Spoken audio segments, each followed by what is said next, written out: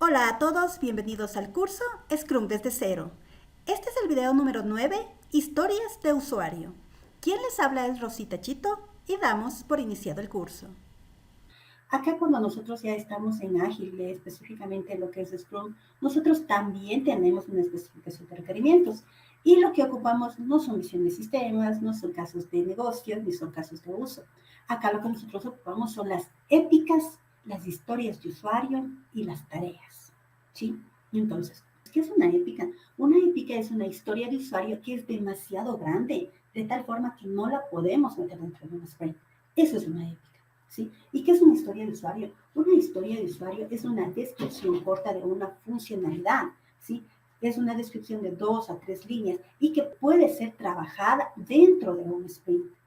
¿Y qué son las tareas? Las tareas son todas aquellas actividades que nosotros vamos a tener que hacer para poder implementar una historia de usuario. ¿Sí? Entonces, cuando nosotros vamos por nivel de granularidad, es decir, por tamaño, nosotros tenemos épicas, las historias de usuario y las tareas. Las épicas se dividen en historias de usuario y las historias de usuario se dividen en tareas. Entonces, esto quiero que quede claro, ¿sí? Para las personas que vienen tradicional o han trabajado en tradicional o tienen algún conocimiento de tradicional, en tradicional nosotros tenemos la visión del sistema, de la visión del sistema, donde están nuestras funcionalidades, nosotros sacábamos nuestros casos de uso, ¿sí? Acá nosotros tenemos las épicas, son esas funcionalidades grandes, macros. Esas funcionalidades nosotros las vamos dividiendo en algo más pequeño que se denomina historia de usuario, que son cosas que ya podemos trabajar dentro de un sprint. Y cada historia de usuario nosotros las vamos trabajando en el sprint plan o las desglosamos a nivel de tareas, ¿sí? Para que quede un poco más claro, les traje esta diapositiva que me parece un poco más ilustrativa, ¿sí? Nosotros tenemos nuestra visión. Nuestra visión se divide en épicas, funcionalidades grandes a alto nivel. Las épicas nosotros las vamos trabajando y las bajamos a nivel de historia de usuario. Funcionalidades que son descritas, ¿sí? En 2 o 3 líneas, nada más, ¿sí? Y que pueden ser trabajadas dentro de un sprint, ¿sí?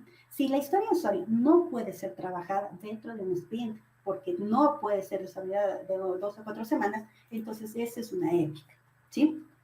Tarea. La tarea es el desglose de mi historia de usuario en actividades que yo voy a tener que hacer para poder implementar esa historia de usuario durante el sprint. Ahora, los tiempos, más o menos también quería traerles las unidades, ¿ya?, en las cuales se miden cada una de estas, ¿sí? Las épicas son funcionalidades que van a ser implementadas en semanas, mientras que las historias de usuarios en días. Y las tareas van a ser implementadas en horas. Si una tarea, por ejemplo, yo digo, no, yo ya desglosé mi historia de usuario y saqué 3 tareas, solo tengo que hacer 3 tareas. Le digo, perfecto. ¿Y cuánto tiempo te vas a demorar? En la una tarea, 2 días. En la otra tarea, 3 días. En la otra tarea, un día. Entonces no son tareas. Todavía estás teniendo a nivel de historias de usuario. Una tarea puede decirse que es tarea si nosotros la podemos estimar o realizar en horas. ¿Ok? Eso es importante que lo sepan. Siguiente. Como ya hemos hablado del nivel de granularidad y la unidad en la cual más o menos se puede estimar, ¿sí? Que es las épicas, semanas, historias de usuario, días, tareas, horas, ¿sí? Ahora vamos a ver qué son las historias de usuario. Muchas personas me dicen, Rosita, yo te entendí muy bien el nivel de granularidad, te entendí, ya perfecto, que las tareas van a nivel de horas, que las historias de usuario a nivel de días, que las épicas van a nivel de semanas, ya, te entendí eso. Pero Rosita, ¿qué es una historia de usuario? Y yo muchas veces cuando voy veo unos tableros y ahí tienen pegado un montón de posts y no sé qué es eso. Entonces, justamente ese post, esa descripción corta de una funcionalidad que la tienes que hacer, que la están trabajando dentro de un sprint, eso es una historia de usuario. ¿Sí? ¿Cómo surge la historia de usuario? ¿Para qué existen las historias de usuario? Las historias de usuario son parte del enfoque ágil que ayuda a cambiar el enfoque de escribir sobre los requisitos a hablar sobre los requisitos. Recuerden que cuando nosotros estamos en tradicional, uno de nuestros mayores trabajos en tradicional es una buena especificación de requerimientos, ¿sí? Entonces nosotros ya escribimos sobre los requerimientos. Cuando nosotros cambiamos de tradicional a ágil, nosotros ya no debemos enfocarnos en escribir requerimientos. Nosotros nos enfocamos en hablar sobre los requerimientos. Y el escribir es tan pequeño que debe entrar dentro de un post, dentro de una tarjeta, ¿sí? Entonces, para decir que está completa una historia de usuario, que tiene todos los elementos que debe tener una historia de usuario, la historia de usuario debe cumplir con la regla de las 3 Cs. ¿Cuál es esa regla de las 3 Cs? La primera C significa card o tarjeta. ¿Esto qué nos quiere decir? Nos quiere decir que la historia de usuario debe ser lo suficientemente pequeña como para que entre en el post o en la tarjetita, ¿sí? No puede ser más grande de allá de 2 a 3 líneas. La segunda C lo que nos dice es conversación. ¿Esto qué es lo que significa? Lo que significa es que esta historia de usuario debe promover esa conversación, en este caso entre todo el equipo Scrum, para todos tener un entendimiento claro de lo que va a implicar esa historia de usuario, ¿sí? Debe motivar a la conversación. Recuerden que 1 minuto de conversación es mucho mejor que 1 hora haber pasado escribiendo en un caso de uso y que posiblemente cuando lo enviemos no nos entienda, ¿sí? La tercera C significa confirmación. Es lo que nosotros acá en lo que es ágil conocemos como los criterios de aceptación y que es lo que vamos a trabajar en la siguiente reunión. ¿Sí? Son todas aquellas pruebas que se deben ejecutar para esa historia de usuario dar por aceptada en el review. ¿Sí? Ahora, si bien es cierto, hay muchas formas de escribir historias de usuario, lo recomendable es que cuando uno va a escribir historias de usuario, estas cumplan o estas respondan a 3 preguntas relacionadas con las necesidades del cliente. Y estas son, primero, ¿quién es el beneficiado de la ejecución de esa historia de usuario? Segundo, ¿qué es lo que se desea?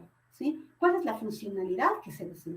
Y tercero, ¿por qué? ¿Cuál es el beneficio? ¿Cuál es la justificación de querer implementar esa funcionalidad? ¿Sí? Una vez que nosotros hayamos respondido estas 3 preguntas, vamos a poder escribir una historia de usuario. ¿Cuál es el formato común para escribir una historia de usuario? El formato común que ustedes van a encontrar para escribir historias de usuario es la que ven ustedes en la parte derecha. Y dice, ¿cómo? Y ponemos el rol o persona. Quiero, y ahí ponemos la funcionalidad, qué es lo que yo quiero conseguir. Y por ponemos el motivo, la razón, la justificación del por qué quiero eso. ¿Sí? Para que estén más claros, les traje aquí un ejemplo. ¿Sí? Ahora, aquí quiero agregarles algo. Si bien es cierto, ¿sí? El formato para crear una historia de usuario es lo que ustedes pueden ver como rol. Quiero la funcionalidad y el por, el motivo, la justificación. Personalmente sugiero que cuando creen historias de usuario, sí le pongan un nombre. Muchos no le ponen, pero yo, al menos en la práctica, es muy bueno, ¿sí? Entonces, en la parte superior vamos a colocar el nombre o el ID, ¿sí? De nuestra historia de usuario. En este caso, por ejemplo, la historia de usuario se llama agregar comentarios, ¿sí? La segunda parte de nuestra historia de usuario es la descripción que está conformada por lo que ya les dije, como rol, entonces sería como lector del blog, quiero. Entonces voy a poner, ¿qué es lo que quiero? ¿Cuál es esa necesidad? ¿Cuál es esa funcionalidad?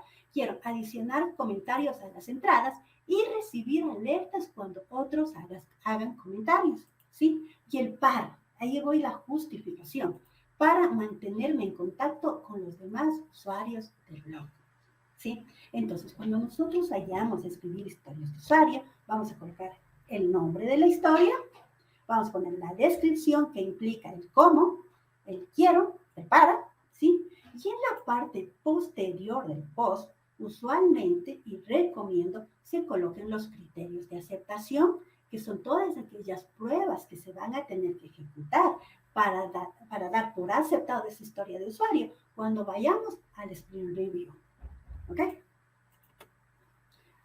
Como todo aprendemos mejor con ejemplos, les traje 2 ejemplos más. Entonces, aquí tenemos 2 ejemplos de historias de usuario. Entonces, dice, como rol, vamos entonces, como usuario web, quiero consultar la tabla de pedidos para saber el estado de todos mis pedidos. ¿Sí? Entonces, como rol, quiero funcionalidad para justificación. ¿Ok? Otro ejemplo. Como usuario de la tienda online, quiero un botón ordenar por precio para escoger el gel más barato. ¿Sí? Entonces, nuevamente repito. Como a el rol, quiero funcionalidad para justificación. ¿Ok? Espero que les haya quedado claro esta parte. Y vamos a pasar a las características. Ok, muchos dicen, ok, ya perfecto, una historia de usuario, es una descripción rápida, pequeña, debe cumplir con las 3C, debe ser suficientemente pequeña, debe motivar a la conversación, debe tener sus criterios de aceptación, perfecto, debe estar formado por cómo, quiero y por, muy bien. Y entonces se empiezan a escribir las historias de usuario rapidísimo, ¿no? Porque para escribir historias de usuario no se necesita mayor experiencia. Pero aquí viene un detalle. Para nosotros decir que una historia de usuario está bien escrita, debe cumplir con el método INVEST, ¿ya? Entonces, ¿qué significa esto? La I nos dice que debe ser independiente, ¿sí? O al menos las historias de usuario que nosotros vamos a colocar dentro del sprint no pueden tener dependencia entre ellas, ¿sí? Es decir, si yo voy a poner dos historias de usuario, ¿sí? Estas dos historias de usuario no puede ser que la segunda dependa de la primera. ¿Por qué? Porque entonces las personas que van a trabajar en el segunda historia de usuario dentro del sprint, les va a tocar esperar a que las personas que están asignadas a la primera historia de usuario terminen para recién ellos empezar. Entonces, no pueden tener dependencia, ¿sí? Una historia de usuario debe ser independiente. Segundo, debe ser negociable. Recuerden que las historias de usuario entran primero al sprint planning, o sea, a la reunión de planificación, ¿sí? Entonces, no intenten describir en el post todo lo que quieren o con esa historia de usuario. No, en el post no intenten escribir toda la historia de usuario. No intenten describirle demasiado. Recuerden que recién la historia de usuario, cuando entra al planning, va a un nivel de negociación, ¿sí? Entonces, con que sea una guía que les deje claro cuál es la funcionalidad, cuál es el rol y la justificación, es suficiente, ¿sí? Tercero, una historia de usuario debe dar valor para el negocio, ¿sí? Debe darle un valor a nuestro cliente, ¿sí? No puede ser algo que no aporte. Eso tengan mucho cuidado, que también fallan bastante. La E es estimable. Una historia de usuario debe ser estimable, es decir, no debe ser tan grande de tal forma o tan ambigua de tal forma que el equipo Scrum en la reunión de planificación no puede estimarle. No, debe ser pequeña y debe ser clara de tal forma que me permita estimarse, ¿sí? S, que es de small, ¿sí? De igual forma, las historias de usuario deben ser pequeñas. Hay ocasiones en que escriben historias de usuario que con las justas saben que van a llegar a las 4, van a poder implementarlas dentro de las 4 semanas. Entonces, con historias de usuario que son relativamente grandes y que con las justas entran en el sprint, el riesgo que nosotros corremos es que si no la estimamos bien, si algo nos falló, no vamos a lograr alcanzar, no vamos a lograr entregarle al finalizar el sprint. Entonces, procuremos hacer historias de usuario pequeñas, ¿sí? Y la T es comprobable, lo cual significa que nuestra historia de usuario debe tener sus criterios de aceptación definidos y claros, ¿ok? Finalmente, ¿cuándo y quién escribe las historias de usuario? Las historias de usuario, como les expliqué, se escriben a lo largo de todo el proyecto, porque recuerden que Ágil es un marco de trabajo que siempre está cambiando en lo que es el programa, con sus requerimientos. Entonces, los requerimientos siempre van a ir apareciendo, ¿sí? Y siempre voy a tener épicas que voy a tener que bajarles a nivel de historia de usuario y historias de usuario que voy a tener que bajar a nivel de tareas. Entonces, las historias de usuario se escriben a nivel de todo el proyecto. Y otra cosa, ¿quién las escribe? ¿Quién escribe las historias de usuario? Las historias de usuario las escribe el Product Owner, porque él es el responsable de levantar los requerimientos del negocio, es responsable de priorizar los requerimientos, es el responsable de hacer una gestión adecuada del producto. ¿Okay? Si te gustó la información que acabo de compartir, por favor, realiza estos 2 pequeños pasos. Primero, suscríbete gratis al canal de YouTube. En la parte inferior de este video, haz clic en suscribirme, nos ayudarías enormemente.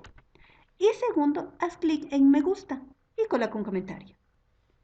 Les espero en el siguiente video. Fue un gusto trabajar con ustedes. Nos vemos.